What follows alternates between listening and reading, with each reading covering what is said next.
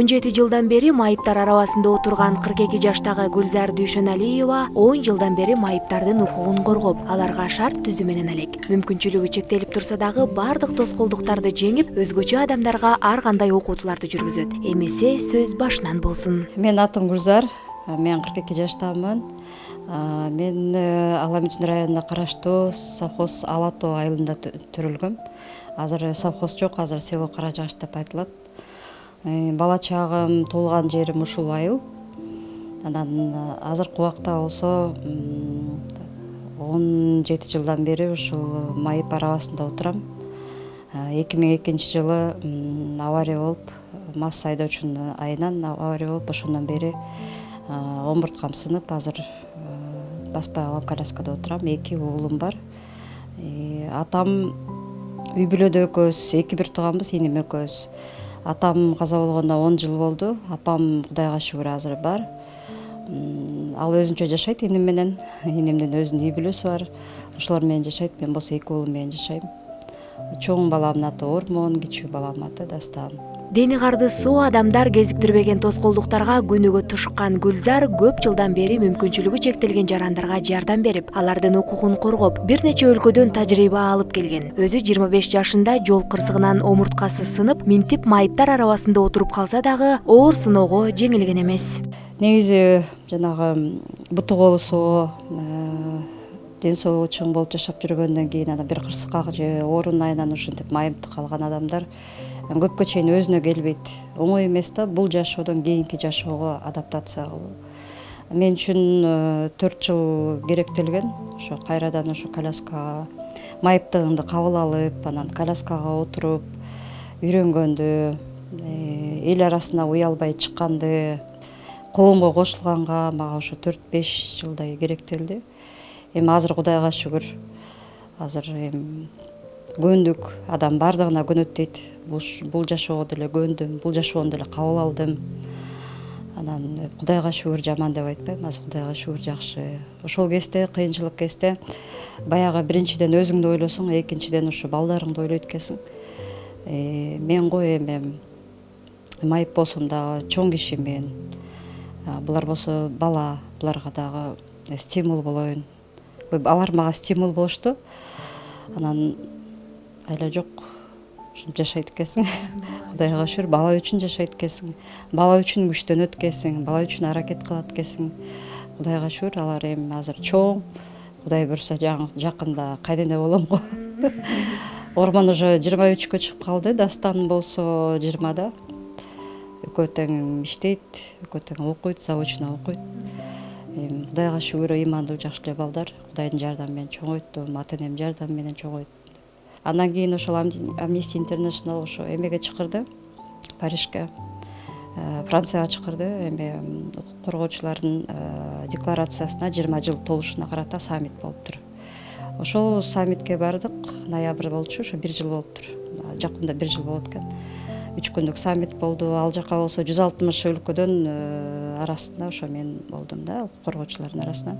Бирок майыптардын укугун коргоочу жалгыз эле мен экенмин да. Өзүм майыптыгы бар адам да жалгыз эле мен экенмин да. 3 күн ошол жакта жүрдүк. Ал аркылуу таанылды. Андан кийин болсо Гүлмира Казакунова ошо теңдик коомдун жетекчиси мени ошол проектке чакырып калды, келип ошо администратор болуп иштеп бербейсиңби? Эме кыздарды окутуу боюнча депчи. Кыздарды окутуу, аларга кесиптик көндүрүм берүү менен аларды адаптация кылуу жана коомго кошуу деген проект боюнча деп.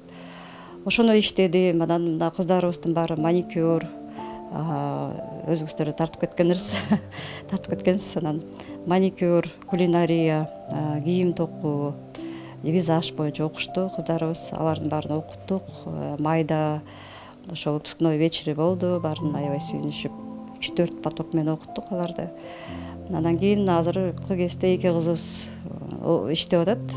Канча болсо дагы ошонун арасынан бир экөө сурулуп чыкса дагы, андан көп болсо андан жакшы дечи, бирок биздин могу шарттарыбызга жараша 2 киши иштеп атса да биз үчүн аябай жетишкендик деп ойлойм.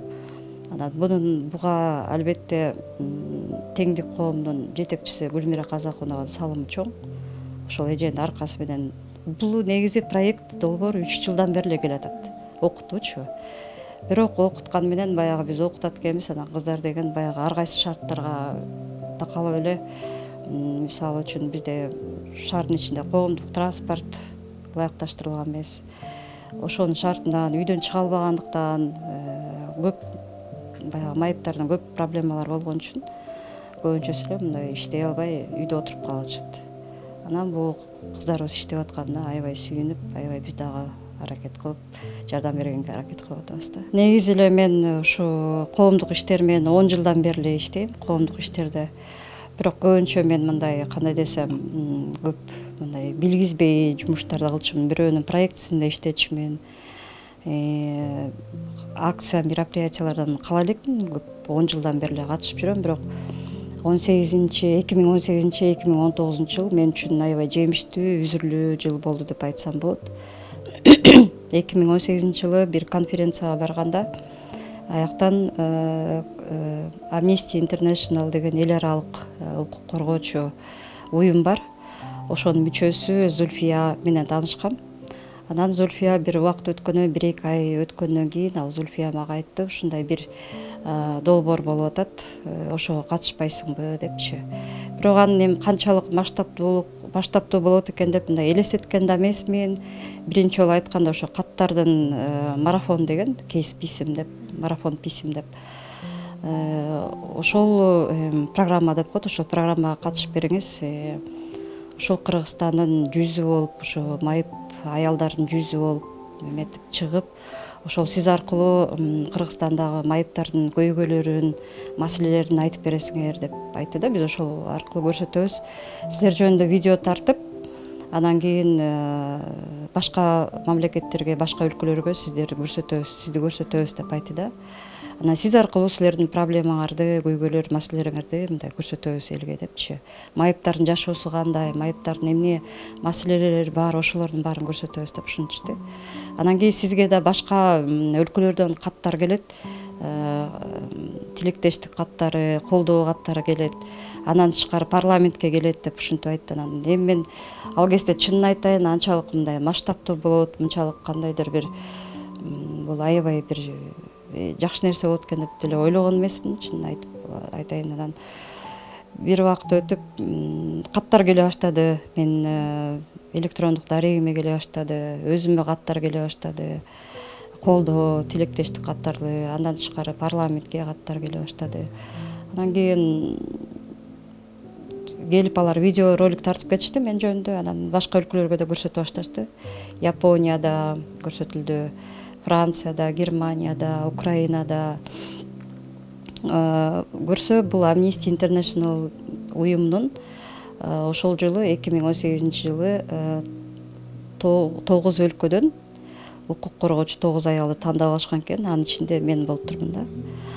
Анан ошолор эми укук коргоочу десем ар кандай тармакта болот да. Мен мисалы майыптардын укугун коргоочу болсом, башкалар башка. Ошонун ичинде Африка, Индонезия, ошол Кыргызстандан мен болуп, ошо Кыргызстан Amnesty International жүзү болуп дегендейчи. Ошол аркылуу мен көп киши таанып калды. Анан кийин Украинада филиалы бар Amnesty'нин. Ошол жака каттар келиптир. Ошол жака ошолор Украинадан мага алып келишти. Анна Кирей деген алып келип беришти. 30 килограмм кат алып келишти. 30 килограмм деген 3 мешок болот экен. Анын ичинде каттар бар экен, открыткалар бар экен, башка өлкөдөн мектептин окуучулары көбүнчө. Анан дагы жөнөкөй жарандардан ошо каттар, открыткалар, жөнөкөй эле жанагы мен буга чейин бул баягы 10 жылдан бери иштеп атам деп атпаймынбы, эме болуп коомдо иштейм депчи. Коомдук ишмер болуп. Анан бирок ошол эле убакта эми кошумча акча табуунун аракети болуп, 12 жылдан бери жана түрк байпактарын буйрутма боюнча алчумун да. Анан ошону да жазгам, ал жөнүндө да айтып бергем. Анан мен үйүмдүн шарттарын баарын көрүшкөн. Андан кийин жана сайманын жиптерин, ийнелерди, кездеме ичинде жана 30 килограмм каттын ичинде баары бар экен. Ошо мектеп окуучуларынын жасаган кичинекей буюмдары бар экен, мешочектери бар экен, толтурганын ичинде. Эми азыр дагы мындан тышкары да келди, баягы каттар дагы коробкада турат, дагы эле ачыла элек. Үйүбүз ремонт болуп, ошондон бери ачыла элек. Бирок анын ичине да толтура болуш керек каттар эмелер. Кырсыктагандан 1 жыл өтпөй жолдошу да каза болуп, 2 баланы жалгыз тарбиялаганга туура келген. Өзү баса албаса дагы балдарын көрүп жашоого стимул алган. Учурда бир нече жумуш менен алектенет. Маселен, өлкөдөгү чоң компаниялардын иш кагаздарын орусчадан кыргызчага же кыргыз тилинен орус тилине которуп кошумча каражат табат. Колума кол, бутума бут, күчүмө күч, стимул дегендей. Кырсыктан кийин дагы өзүм көпкө чейин депрессия болуп, кырсык болгондон кийин дагы бир жылга жетпей жолдошум каза болуп калган. Анда балдарым кичинекей болчу, улуу балам 6 жашта, кичи балам болсо жаңы эле 4кө чыккан. Мен баягы жашоо деген кызык экен да өзүчү. Мен мындан 20 мектепти бүткөнүм эле 25 жыл болуптур.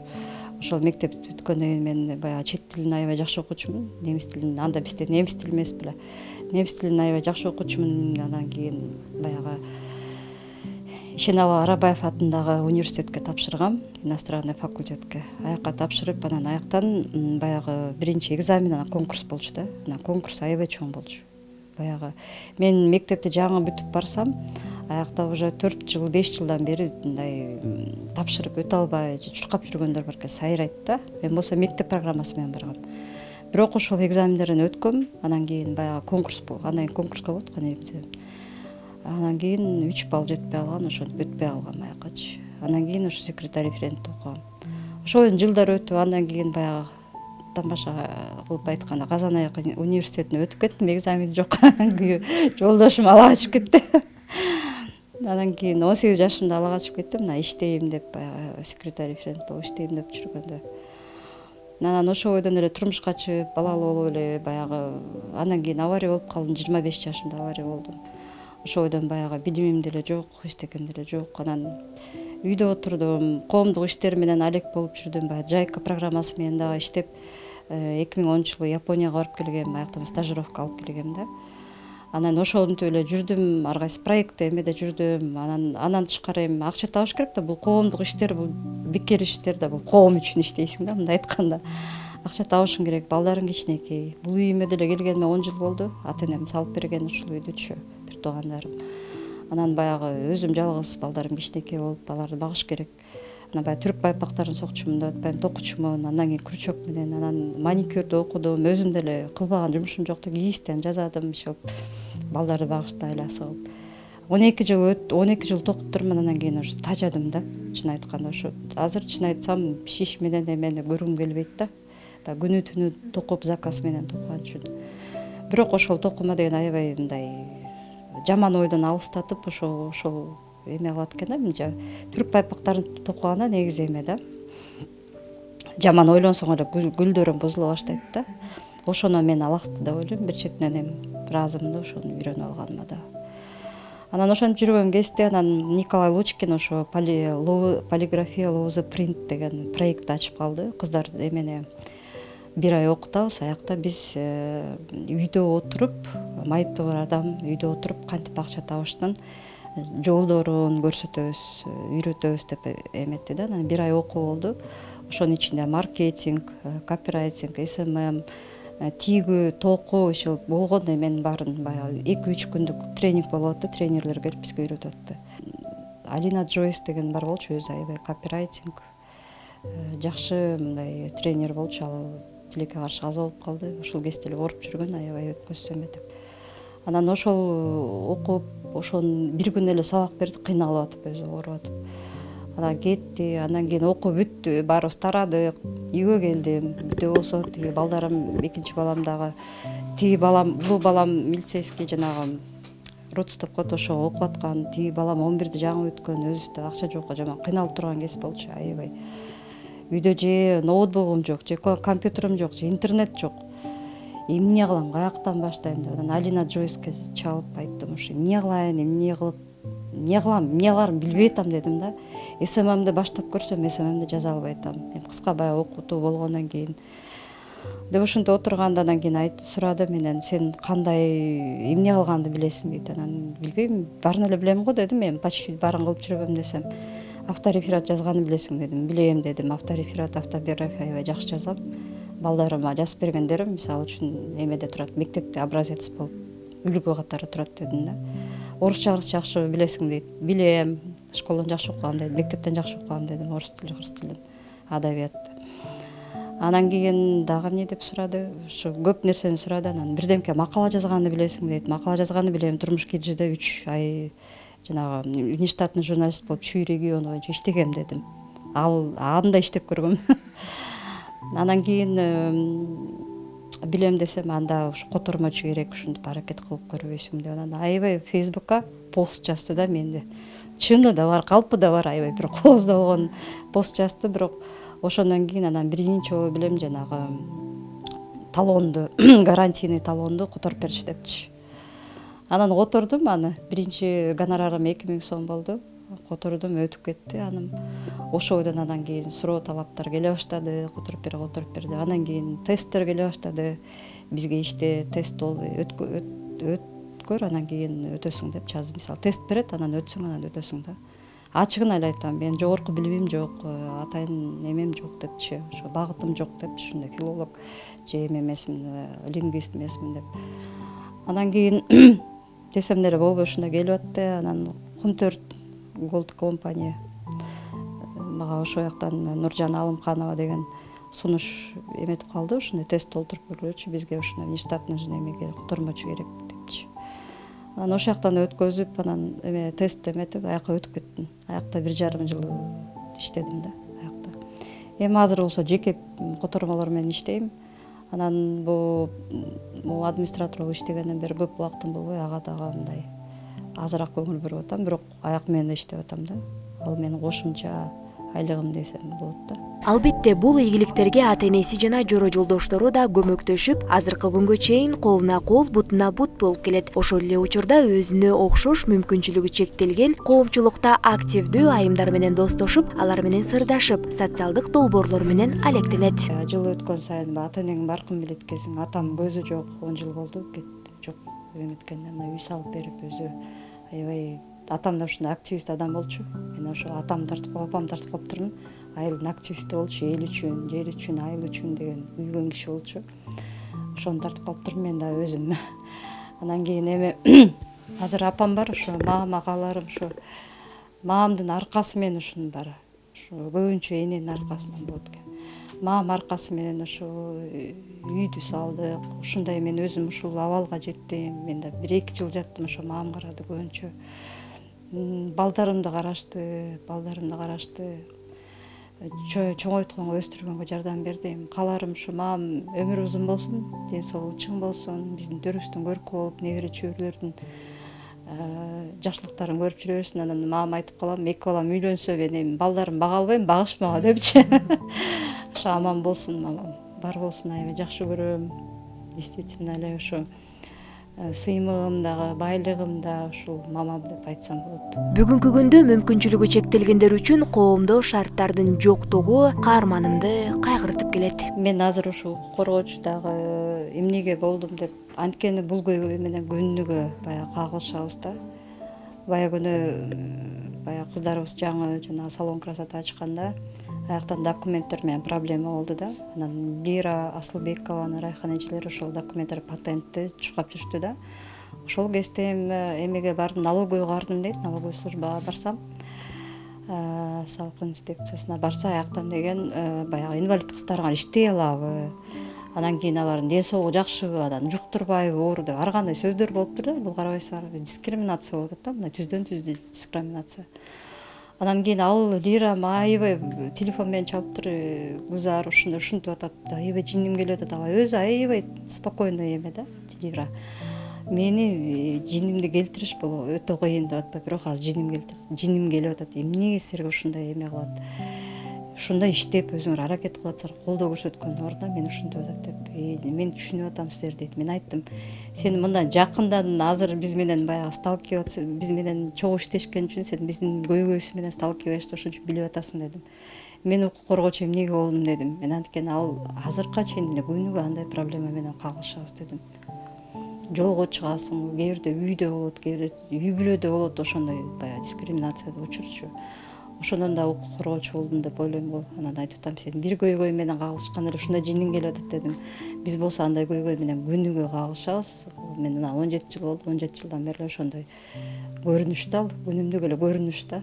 Эми Кудайга шүгүр, бирок 10 жылкы менен азыркыны мындай салыштырганда кадимкидей эле жылыш бар да. Азыр адамдын көз карашы өзгөрдү, майып адамдарга. Мурда шаарга чыкса элдин баары оозун ачып карачу. Азыр мамилеси өзгөрдү, баягы көп нерсеси өзгөрдү да. Шаарда да жашоо мындай шарттар деле баягы доступность деп коет. Ошолор деле баягы аябай өзгөрүп кетпесе да акырындыктан болуп атат да. Баягы Москва не сразу строилась дегендей үмүтүбүз, ишенимибиз аябай күч, ошондуктан да иштеп жүрөбүз да. Баары өзгөрөт, баары эметет депчи. Анан баягы өзүбүз аракет кылганыбыз ошол. Жана бала ыйлабаса эме кайт, эмчек кайда дегендей болуп, өзүбүз баягы аракет кылбасак эметет. Мен ошо көп эле интервью берем, ошо досторум жөнүндө айтпай калам да. Мен негизи ар дайым эле айтып келем, мен негизи эле жакшы адамдарга жолдомун депчи. Кудай мага ушундай досторду, жакшы досторду, жакшы адамдарды аябай жолуктурду. Ошолордун аркалары менен көп мындай ошо ийгилигимдин баары, жетишкендиктердин баары ушуларга да жараша болуш керек деп ойлойм. Менин курбуларым ошо азыр деле катышабыз, шерне жейбиз. 5-7 жылдан бери эле ошо эметебиз, бирок 17 жыл болду мына майып болуп калганыма. Бирок ошол кезде менин досторум, туугандарым, классташ кыздарым көбүнчөсү ошолор аябай колдоп келишти. Больницада жаткан кезде, ошо баягы жаңы травма алып жаткан кезде бир кызым библиотекада иштейт, Чынара деген. Ал кызым китеп ташыйт. Бир кызым министерстводо иштейт, ал мага документтерин бүтүрүп берет. Бир кызым болсо Анара деген кызыбыз национальный госпитальда иштейт, ал кызым баягы дары ташыйт. Бир кызым болсо жөн эле келип менин жанымда баягы мамамды замена кылып эметет. Ошентип аябай колдоп келишти. Азыркы күнгө чейин колдошот. Баягы больницага жатсам дагы протезныйга жылда жатып турам. Протезный завод деген бар, реабилитационный центр. Ошол жака жылда жатам. Ошолор эметет. Мындай жылдар өткөн сайын баягы иргелип чыныгы достор калат экен, чыныгы баягы сени жакшы көргөн адамдар калат экен, туугандар калат экен. Ошолор калат экен, азыр жанымда ошолор да. Анан досторум баарына ошо аябай ыраазымын. Ошолор мага майып досторум да бар. Майып кыздар досторум да бар. Алар менен да шерне жейбиз, өзүбүздүн көңүлүбүздү, өзүбүздүн жашообузду өзүбүз кызыктуу кылабыз. Андан тышкары өзүм классташ кыздарым бар. Ошол кезде классташ балдарым да аябай колдошту. Жолдошумдун классташтары колдошту. Аябай ошолордун баарына ыраазычылыгымды билдирем да. Чындыгында эле ошо Кудайга шүгүр ушундай досторум барына деп айтам да. Негизи жолдумун деп өтпөйм жакшы адамдарга. Тоскоолдуктарга моюн сунбаган Гүлзар айым 12 мүчөсү толук дени кардысуу адамдарга ден соолукка алып берүүнү жыйынтыктады. Кыргыз элиме эмнени каалайм? Кыргыз элиме, жериме кааларым бул бейкуттук, тынччылык, асманыбыз ачык болсун. Күнүгө ошо Кудайга шүгүр деп айтам. Ошо асманыбыз ачык болгондо Кудайга шүгүр деп айтам. Аманчылык, токчулук дегендей ар дайым элибизде, жерибизде тынччылык, аманчылык, токчулук болсун. Кыргыз элим ар бир эле жаранга айтарым, бул эч качан мындай мүңгүрөбөсүн. Жамандык эми ар бир адамдын башында бар, жамандык келсе дагы ошону сабырдуулук менен жеңиш керек деп ойлойм. Аракет кылыш керек. Анан жаңы майып болуп, мындай майыптык алып калган, кандайдыр бир себептерден майып болуп калган адамдарга күчтүү болсун дейм, келечектен үмүтүн үзбөсүн. Кандай болсо да бул, кандай болсоң да бул жашоо деген бул Кудайдын берген эң чоң байлыгы да. Жизнь прекрасна дегендей жашоонун өзү эле бир сонун бакыт.